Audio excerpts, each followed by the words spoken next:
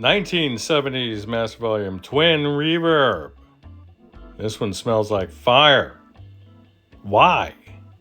We're going to find out. This one's been well loved and used. These usually, in my experience, end up being the most toneful examples of whatever amp it may be in this particular condition. Don't forget to like and subscribe. Bye. Look at these guys. Look at these guys. What are y'all doing?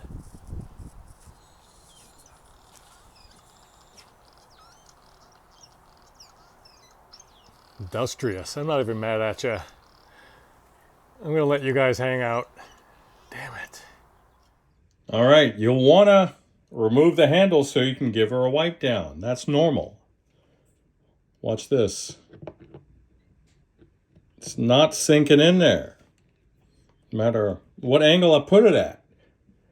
So what do? Do you just smash it down and just lean on the trigger of your Makita? No. Do you take a hand tool, smash it down, and give it as much torque as you can? No. What do? You take a little device like this. It's not a device. You take a little scraper and you get in there and you clean it out. There it goes.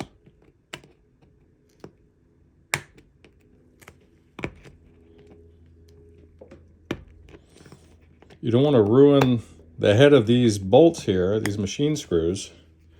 So what you do is you just clean them out as best as you can. Sorry for the shaky camera.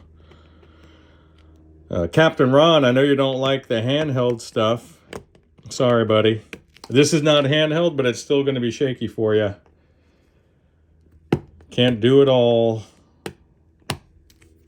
All right. So there's that. And where's my favorite tool?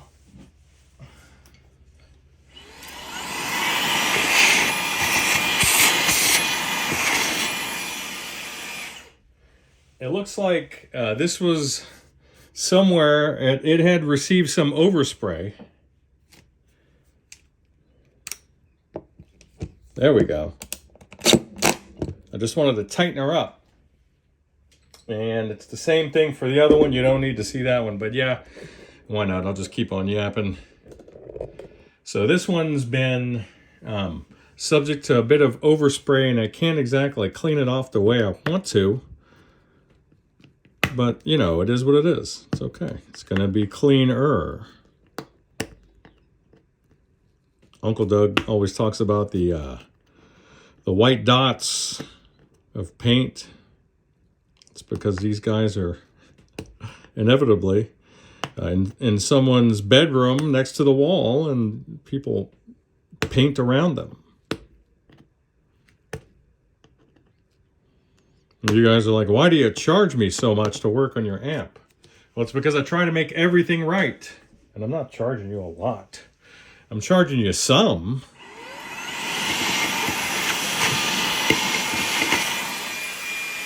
Right? Don't you want it to be right? Well, my particular type of psychosis demands that it's right. So,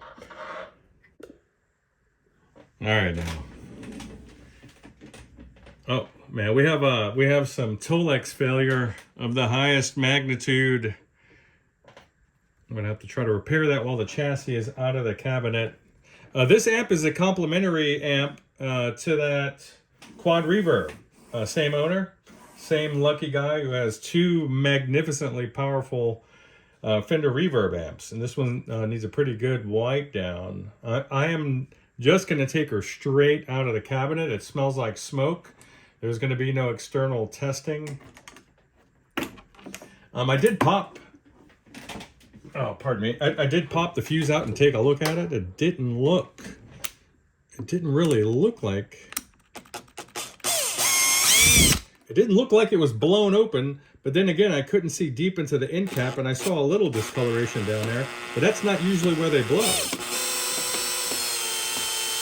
And I'm going super slow speed. You might notice a little bit of bit chatter on the head. It's not going to matter. The chatter doesn't matter when you're going super slow. It's not going to distort the metal. What am I waiting for? I'm waiting for a giant pale spider to come flying out and then getting lost underneath my cabinets or on my person. I did blast this thing out while I was out in the garage. It looks like there was a repair to the cleat. That's failed. Some dude just shoved a couple toothpicks in there, and that's a good way to go. But you wanna apply a little bit of wood glue to that, and then that's gonna save the day and make it more permanent. And then you drill it back out, and then you put your screw in. If you go, yes, is the wood softer? Yes, it's softer than pine. You might say, hey, it is pine, but it's a different kind of pine. It's not treated the same as like the cleats and the other wood on this cabinet. So you should be able to just drive your wood screw in there. But no, you don't do that because you're going to split these cleats open lengthwise, vertically. And they're always damaged. This one is. This one's already in half, probably for the same reason. This one's already split in half. It's only being held together by the Tolex. And this one doesn't appear to be. This one may be.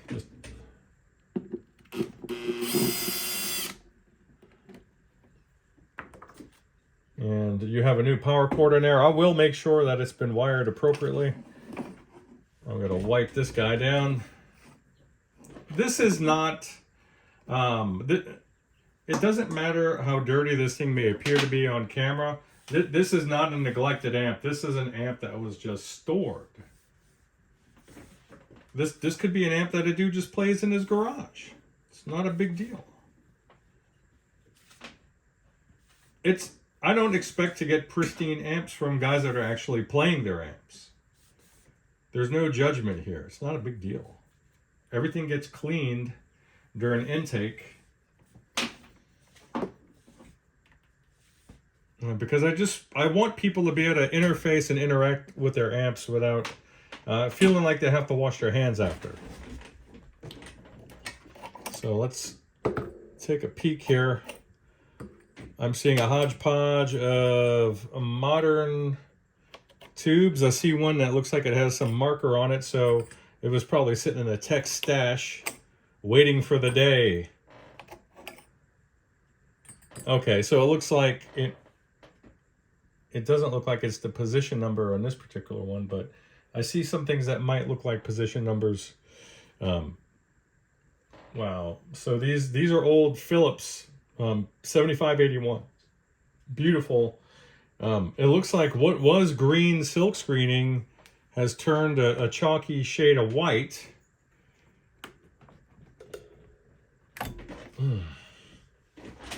Yeah, so, and these guys sound awful mechanically. These are beautiful tubes. Well, they were. These are, but they are no more, bereft of life and all that. I have a new quad of tubes ready for this amp. I ordered it proactively because, well, when you say there was a puff of smoke, then you know we're dealing with a power amp issue. Okay. Oh wow, everything's loose.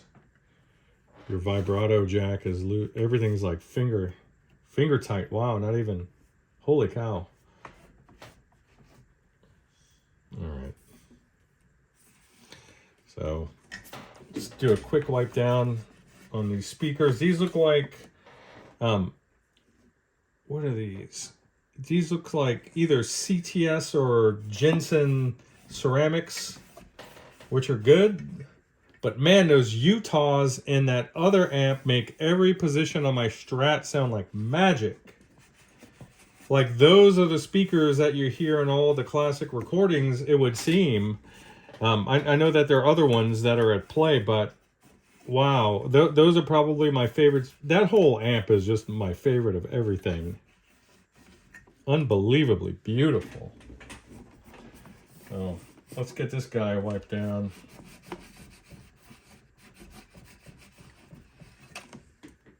Just like it. And I'm going to make sure these speakers are nice and tight too. Your output transformer is loose.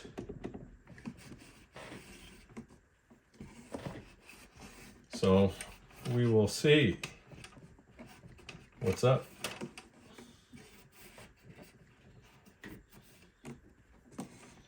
All right, that makes a big difference. Gotta love it. All right, and a little bit later on, I'll remove this lower panel and then vacuum everything out. But for now, I'll just give it a cursory wipe down, especially on the reverb bag, the reverb pans bag. We don't want any friends coming out to play. Okay, that's good enough for now. So let me work on getting this chassis out. I'll be right back. This is going to give me a little bit of trouble. I need all hands on deck.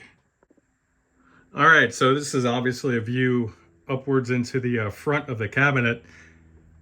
The chassis was getting hung up on something. I always look through and make sure that there's no collapsing there's no collapsing tin or copper tape or aluminum or anything, aluminum tape or anything like that.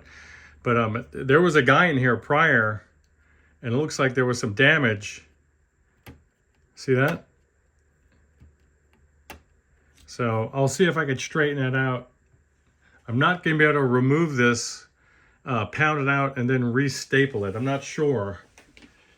I'll see what I can do. I'll see what I can do. So let me just get the chassis up on the bench really quick. I'm out of time. All right, so this will be handheld because I'm kind of in a bit of a rush, but you can see that there's a rear-mounted RCA jack here.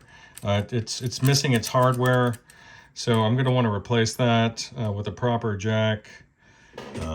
This was serviced prior, and you can see that you took a spill forward at some point. That's very common. The panel is raised up here, and that's probably why it was catching on that aluminum grounding plate underneath the ceiling of the cabinet. So these are decent quality caps, decent. However, these guys are aged out by quite a bit, and that would explain why. That would explain why we had a failure. Certainly. You lost bias and it just ruined your tubes. Wow, I just saw that. And this is part of the reason why the way you mount your caps is incredibly critical. You want to minimize any sort of potential for vibration, because that's just going to cause metal fatigue, as you saw there on the cathode end of this cap. It just sheared right off. I'm getting a burning odor around these sockets. I'm not sure if it's the screens or what, but I'm going to replace all of that along with, oh my God, along with those grid resistors on the bias feed. It's just spaghetti. And if you take a look, I need to redo this power cord as well. This is the hot. And is it even going to, where's it even going? It's not even going to, wow. It's not even going to the fuse. So I need to redo the wiring of your power entry just for safety's sake. And look, this solder joint has failed. Look at that. The whole thing. It's just off of the chassis. And it makes you wonder what else has failed. Look at this guy. That guy didn't give a damn. I'm going to fix all this stuff though. And then on the opposite side, I'll just show you. Hang on there. I don't have her chucked up into the chassis mount just because I just need to move this thing just to show you. And I really wanted to take my time on the assessment video anyway. But this cap has failed. This is part of the reservoir. So all these caps are stressed. I just need to do all the electrolytics along the power amp, redo the power cord, install a new RCA jack on the vibrato switch on that rear panel. And I don't know if I showed you this. This is a Hammond 194B replacement choke. It's correctly spec'd out at 4 Henrys. It's got the right milliamp rating. Let me see. This looks like a 1973. According to the iron, it's not. If it's not lying to me, or a 74. This one is dated 74. Your power transformer is 73. Obviously, the Hammond's going to be a lot more of a contemporary piece. But that's about it, man. So I'm gonna. I don't like this power cord. By the time I restrip it, if you don't mind a shorter cord, I can. You're probably gonna have like 5 feet of length remaining after I'm done restripping it and feeding it back into the chassis. So that's it for today. I'm out of time, and I'm sorry for that. All right, guys.